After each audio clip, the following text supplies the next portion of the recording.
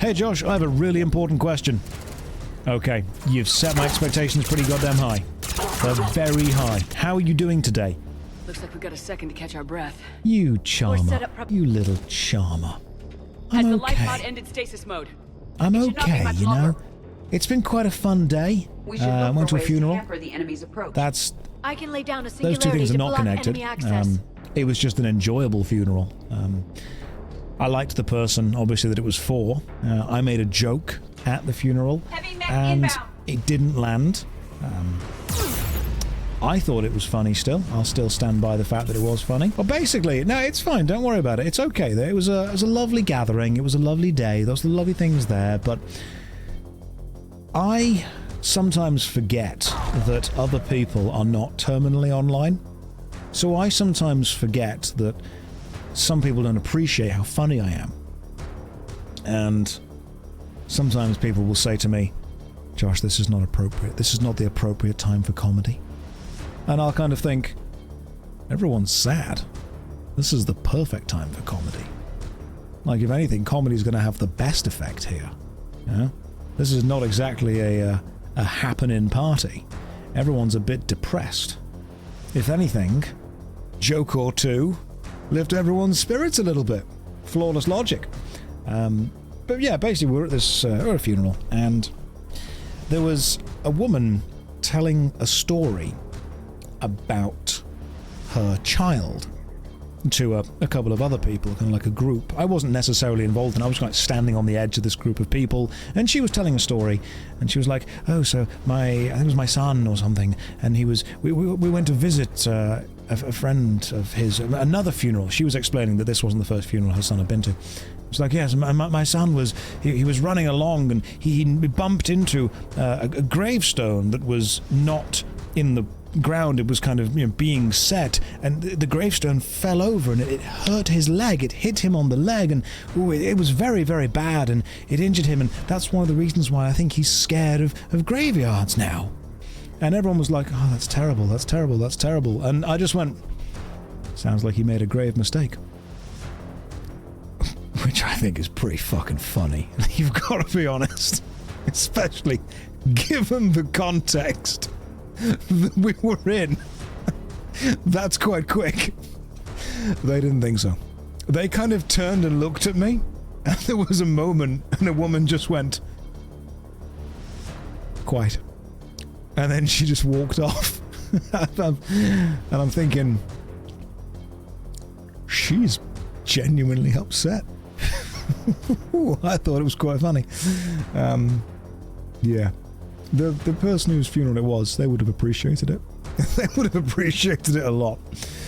Anyway, yeah, let's get back to Mass Effect. So, sometimes people don't appreciate my comedy, even though they absolutely should. That's what we learned. That's what we learned today.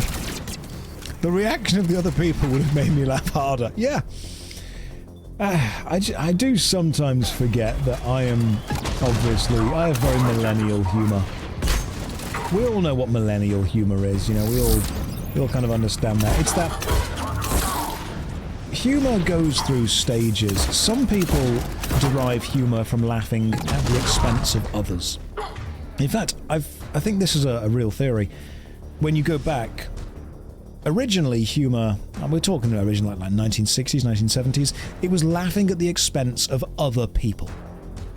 Then we move on a few years, and it's laughing at the expense of a society in general. Millennial humor, I think, is very much laughing at the expense of yourself. And Gen Z humor is much more laughing at the expense of reality. It's more absurdist. So you can often tell that millennial humor is puns and depression. That's what it is. It's kind of pun depression, if you will. You laugh at yourself, and you laugh at stupidity based on how awful everything is. Whereas Gen Z is much more, we're going to laugh at reality itself. And you can always tell the kind of Gen Z humor.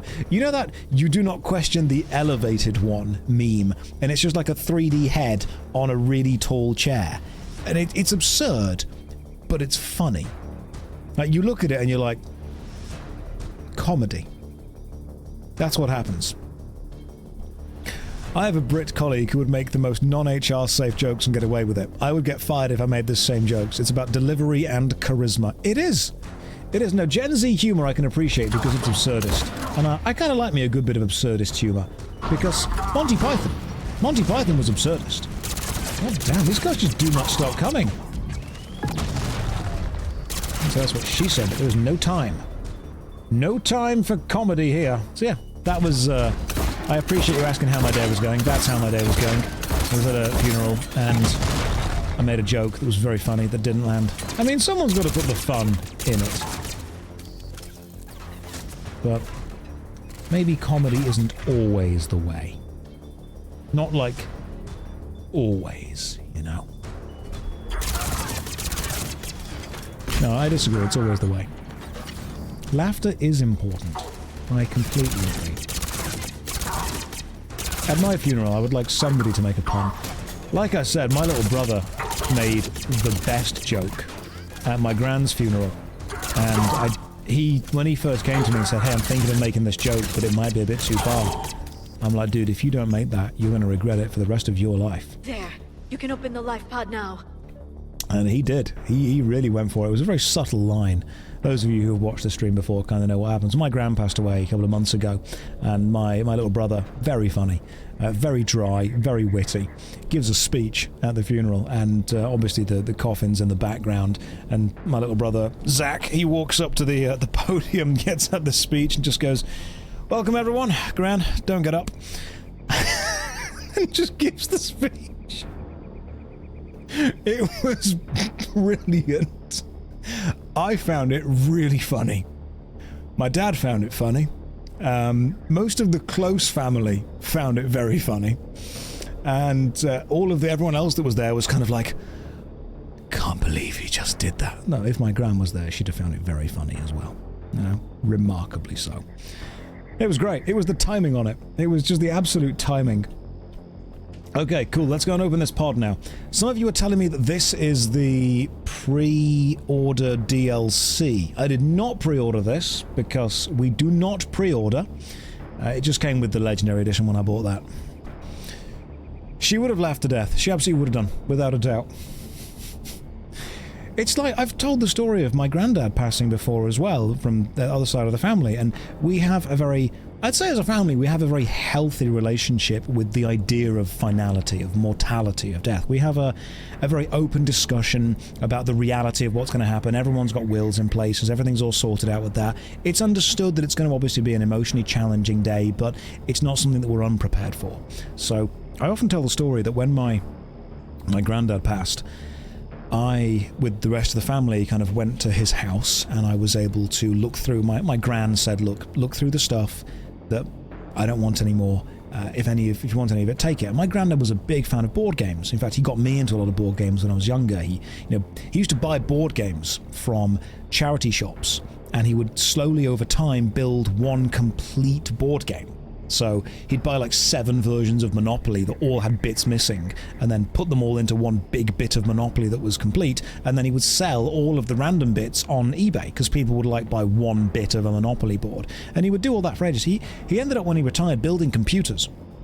So he would buy all of the individual bits on eBay over like 6 months and then build a computer, and it was incredible to see him do it because you had to keep himself busy.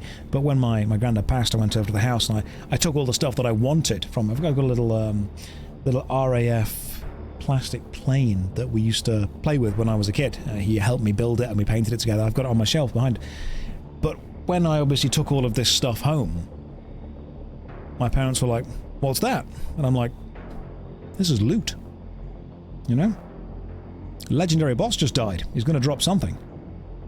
So then when I kind of walked out wearing this, I took his dressing gown. Seriously, I've got his dressing gown. I consider it a drop. That's what it is. Grandad died, dropped the dressing gown. Win for me. He would have appreciated that, because it is a damn fine dressing gown. I'm keeping it. There, you've got it. Goddess. Cold as ice. It may take him some time to fully regain consciousness.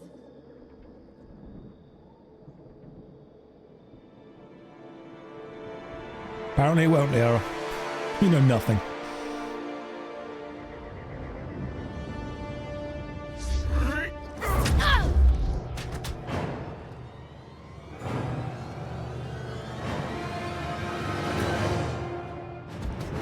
Dude's powerful.